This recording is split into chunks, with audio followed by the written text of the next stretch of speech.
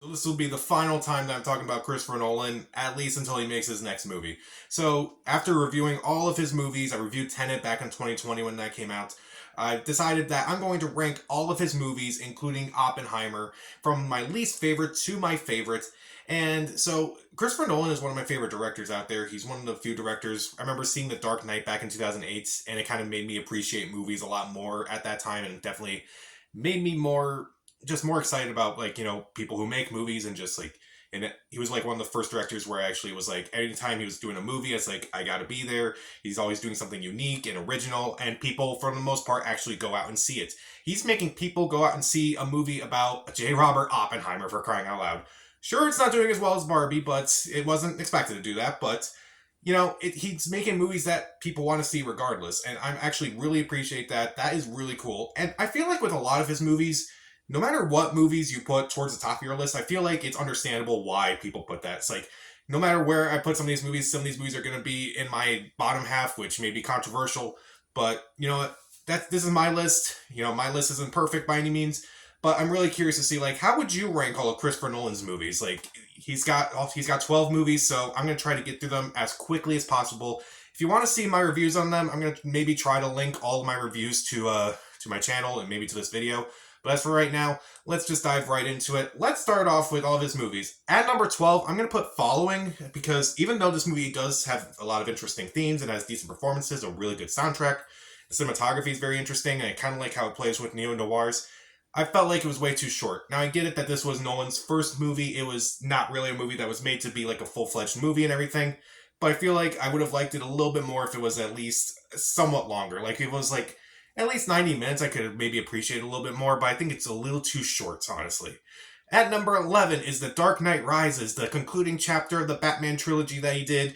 Kind of ends on a whimper. Even though there are some good performances, and I do like some of the themes in the movie, and there are some really great sequences, there are way too many plot holes in this movie to count, and it was just more distracting when I realized all the plot holes of the movie, and it just kind of took away a lot of the realism that this franchise was trying to go for. I just didn't really love it so much, unfortunately. I read somewhere that he wasn't really into The Dark Knight Rises as much, and that like he was really more excited about doing movies like Inception and such. Which, okay, I can see that, but like it's, I don't know if I can actually see it on screen, but I definitely felt like it wasn't as good as The Dark Knight while I was watching it. And like some years later, I'm like, yeah, this movie's still hit or miss for me. But there are times where I like it, and there are times where I just don't. And I just felt like it was a disappointing chapter to the trilogy overall. At number 10 is Tenet. Tenet I reviewed back when it came out in 2020, and I think my thoughts on this have gotten a little worse on it. I feel bad for John David Washington because he has not really had a career, unfortunately, because I think he is a really good actor and he is decent in this movie. But I also just think that I think it's trying to be way too complex without any of the human components in it. Like it's if you took the human characters out of Inception, basically, it's way too complex. At least with something like Inception, I can at least get it on a second viewing and kind of like see, oh, this is what this means, and like this is what this means, and this is what they're trying to do here. With Tenet, I've seen this movie at least 3 times now, and I still don't understand parts of this movie. I'm like, how are they even doing this? Admittedly, there are really cool scenes, especially when they get inverted and such. That's really cool. In the end, like the big battle at the end of the movie is pretty cool. And admittedly, the chemistry between John David Washington and Robert Pattinson is pretty cool. But I just feel like it's just way too complex. The characters are just not that interesting. Kenneth Branagh is a generic villain. Main character is just called protagonist. Doesn't even have a name. There's good ways to do it, and then there are just bad ways to do it. You're just calling your main character the protagonist is not really a good character. It's like, come on. At number 9 is The Prestige. Now, I know a lot of people really like this movie, and I do like this movie a lot more than when I first did, but I also just find it maybe a little too complex for me. Like, I found it too complex on a first viewing, and it definitely required a second viewing. I thought the performances were pretty good for the most part, particularly from Christian Bale, Hugh Jackman, Michael Caine, Rebecca Hall. They were all really good. I also really just liked the production values of this movie. Again, I just found it a little too complex upon a first viewing, and like eventually you kind of get into it. It's like, okay, this is what they're doing and like how they're performing their, their illusions and such. But I think it may have been too much at a time. To be fair, this was the first Nolan movie I saw, so maybe it was too complex for me at the time. So maybe I don't want to say that's the reason why I don't like it. I definitely do like it. I like it more than these other movies. I think I gave it 3 out of 4 stars. So it definitely sticks with you, but like it doesn't stick with me as much as some of these other movies on this list. At number 8, Insomnia. This is another great movie with Al Pacino and Robin Williams. They give great performances in this movie. Robin Williams in particular is just very creepy in this movie. I love the atmosphere of this movie. I love the character development of Al Pacino's character of Will Dormer. I think that's really well done. I don't really like the how Hilary Swank kind of just gets involved at the end and like how she kind of like I feel like that was just kind of forced at the end of the movie, but I still think it's a very well done, atmospheric, creepy thriller that's very well done, led by two fantastic performances. At number 7 is Dunkirk. Now, this is a movie that I have mixed feelings about overall. I do admit it's one of his most well made movies ever made. Probably his most well made movie, but not his most well written movie ever made, unfortunately. I do think that pretty much every aspect from like the editing to the cinematography to the score to the sound design is top notch. 4 out of 4 stars for me on that one. The character development's pretty uneven. Like the stuff with Cillian Murphy and Mark Rylance is really good, but like some of the stuff with the soldiers and Tom Hardy's just there. I felt like that was a little bit off. But I still think this is a movie that every time I watch it, I find something new that Nolan did. I'm incredibly impressed by what he did with those scenes.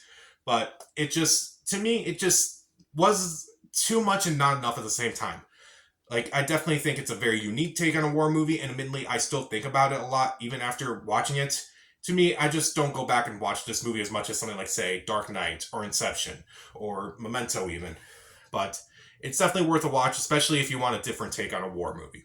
At number 6, Batman Begins, the movie that basically started this whole trend of, like, making realistic comic book movies, or down-to-earth comic book movies, pretty much. The performances are really good for the most part. Christian Bale is pretty good in this movie, minus the Batman voice. Morgan Freeman, Michael Caine, Gary Oldman, Liam Neeson, Cillian Murphy, they're all good in this movie. Katie Holmes not so much, and Tom Wilkinson not so much, but that's beside the point. I do like the action in this movie. I do like the themes of this movie. I do like the score of this movie. It is incredible. It was the best Batman movie at the time until The Dark Knight came out, and then until The Batman came out. But I still think it's a pretty well done movie, a pretty good ordnance story. At number 5, Interstellar. Again, I think this is Nolan's most underrated movie. I think it's his most heartfelt movie. I think it's really well done. I think a lot of the visuals are fantastic. The score, the cinematography, the sound design, everything is on point, except for everything in the last act. It's apparently scientifically accurate, which I can't attest to because I'm not a science guy. But even someone who doesn't really understand science too much, even I can tell that some things in the last act may not be scientifically accurate. But again, it wasn't really about the science, it was more about the emotion at the end of the movie, so I guess that doesn't bother me too much. But there are decent performances in the movie. Matthew McConaughey, Mackenzie Foy, Jessica Chastain, Bill Irwin. They all do a really good job, and I am really impressed by this movie. And I think, like, maybe because I was expecting something not so great because at the time the reviews weren't so great. Now I just really like this movie. Again, minus some things in the last act.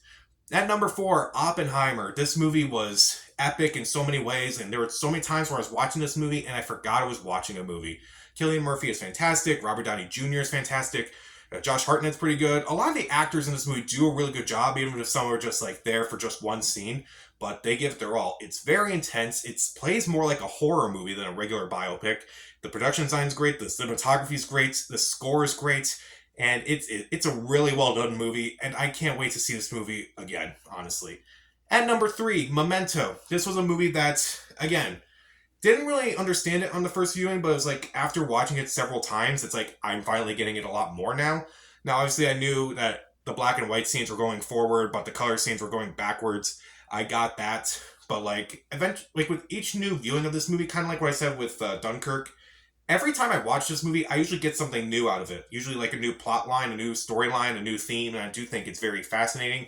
Like you kind of get the sense that, Leonard is like not the best person out there. He kind of like does all these awful things and kind of doesn't really feel any, remorse or really any sympathy for anything that he does and like, or any sympathy towards the people that he hurts. And I do think it is a very fascinating thriller, definitely a very interesting take on like these crime thrillers and such.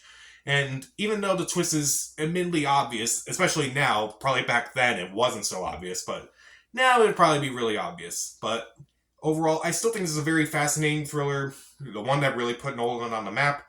Very well done movie overall, with good performances by Guy Pearce and Joe Pantoliano and Carrie-Anne Moss. Very well done movie. At number 2, Inception. This movie is This movie is a dream. This movie is a total dream. This movie has a very unique premise of all these people who are going into people's minds to kind of like steal ideas and implant ideas and such. It's a very fascinating take on like the heist genre. There are great sequences throughout this movie. There are decent performances throughout this movie, like Leonardo DiCaprio, Joseph Gordon-Levitt, Tom Hardy, Elliot Page, Cillian Murphy again. All these actors do a fantastic job. The score is incredible. And I do think that, unlike a movie like, say, Tenet, this movie definitely gets better with each new viewing. You can definitely see a lot more of like the plot lines that kind of like come forth more with each new viewing, and like kind of understand a lot more things in this movie than you do on a first viewing. It definitely is a movie that improves, and I think Nolan is a master of that, like making storylines that are engaging, and at the same time you kind of like don't notice stuff you don't notice stuff at first, but like with each new viewing, and you do find like new stuff, and he does make the movies good enough where it's like you do want to go back and see his movies, and I think Inception does that really well. Everything from the score to the production values, all fantastic. Definitely one of his best movies. At number one is The Dark Knight, the movie that kind of, at the time when I saw it back in 2008, that was a movie I saw. I was like, I was like stunned by everything in that movie. The acting was fantastic. Christian Bale, Michael Caine, Heath Ledger, Aaron Eckhart were all fantastic in the movie. I did like the moral complex of this movie. I do like the grittiness of this movie. I really enjoyed this movie. At the time, it was my favorite Batman movie. Now, not so much. Maybe the Batman may be my favorite Batman movie. I would argue The Dark Knight is a better made movie than the Batman, but like I think the Batman is more accurate in terms of comics. But I still really appreciate The Dark Knight after all these years. I do like a lot of these sequences in the movie. The bank heist at the beginning, the the scene where Harvey Dent and Rachel are all tied up, and Batman and the GCPD have to track them and such. Even the ending is fantastic as well, with Two-Face now holding Batman and Gordon hostage, and that's really well done. Even the ships, which I thought was kind of ridiculous at first, I look at it now, it's like, okay, that kind of plays into the movie a lot more, and like it seems it's like, are you really a good person if you're doing this? And it's like, are you a bad person if you're doing this? It's like, it's definitely a very well done movie, and definitely makes you think a lot about like your actions, and definitely makes you think about a lot of the stuff you do in your life and what you may do to other people. I do think it's a very fascinating movie. I definitely think it took the realistic angle of Batman Begins and definitely ran with it a lot more than that movie did. Too bad it was destroyed with The Dark Knight Rises. Oh well. So that was my take on Christopher Nolan's movies, from the least favorite to my favorites. I feel like no matter how you rank these lists, it's definitely, it's understandable.